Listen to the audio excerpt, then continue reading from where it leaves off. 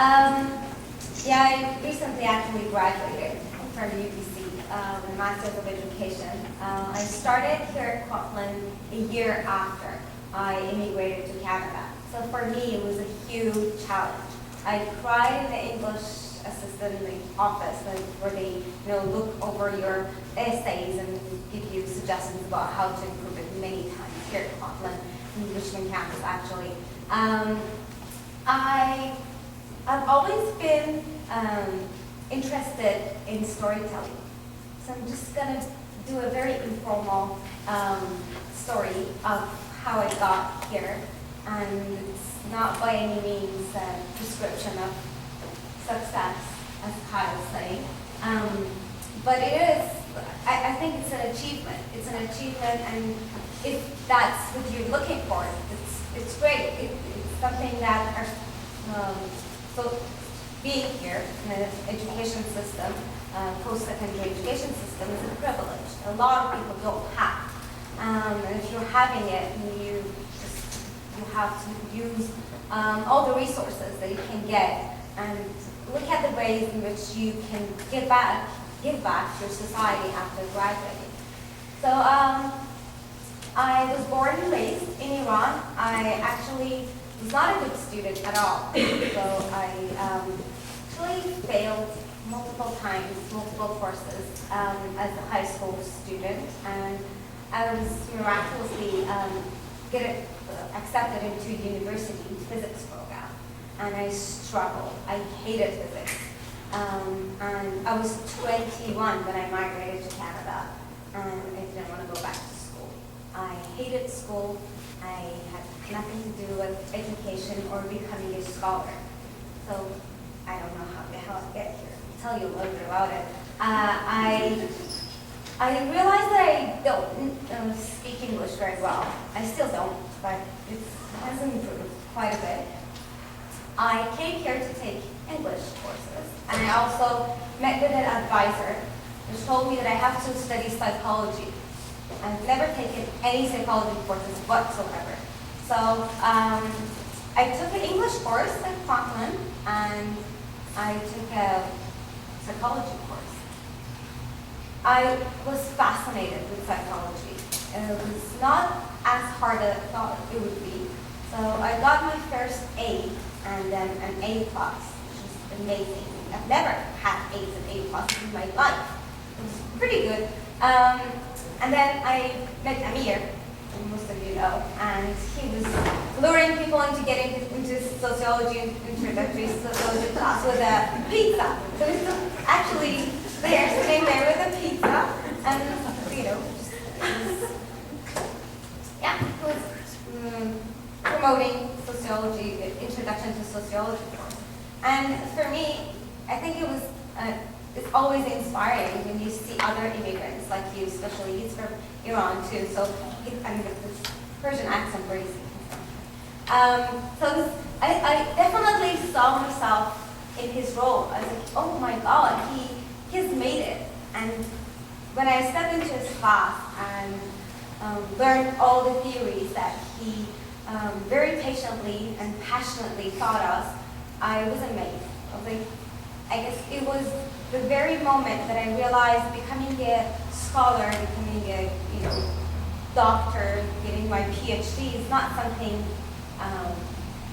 unreachable. It's not something beyond me. It's something that I actually can be an interesting person. I can tell stories. I can be an educator, and I can be a social activist, which was something that I always wanted to be. So this is a very short story of my Kwantlen experience. Short classes, amazing mentors, amazing instructors, both at the psychology department and sociology department, English department, and they all inspired me to a great deal. I ended up transferring to SFU. I was enrolled in combined section courses at SFU. It meant that I get to see a lot of graduate students at the time. So I was sitting in seminar classes with master's students, PhD students who were very smart. I had to really keep up. I had to really go and study beyond what most of them were doing. I had to really push myself and challenge myself into learning a lot of things that I was not exposed to. I've never been to school in Canada, so a lot of ideas were new. So that was a really good experience, and getting to know graduate students, their interests, and how they're involved in passionate about what they do, it inspired me also. I graduated from psychology with a major in psychology, minor in sociology from SFU, and I applied to UBC. And at the same time, I got a job as an educator in Battered Women Support Services. That's a feminist organization based in Vancouver. It works with women survivors of violence and abuse, intimate relationships mostly. So I was, at the same time, I was thinking about what I want to do, and that influenced my proposal a lot. That influenced, I was really passionate about knowing more about this, and I guess transferring my knowledge, the theories that I learned in psychology, sociology, and education in a simple way, and doing a basic knowledge transfer from scholarly, very jargon-full language to a very simple language that can be communicated with everyday people, with women survivors of violence, with immigrant women, with women who've never been exposed to sociological thought or psychology or complex ideas. So I was just interested in transferring the knowledge that I learned at school, and I'm still really interested in doing that in various forms. So that influenced a lot of my scholarly endeavors as a grad student at UBC. So I got to work, and I got to do research on women survivors of violence.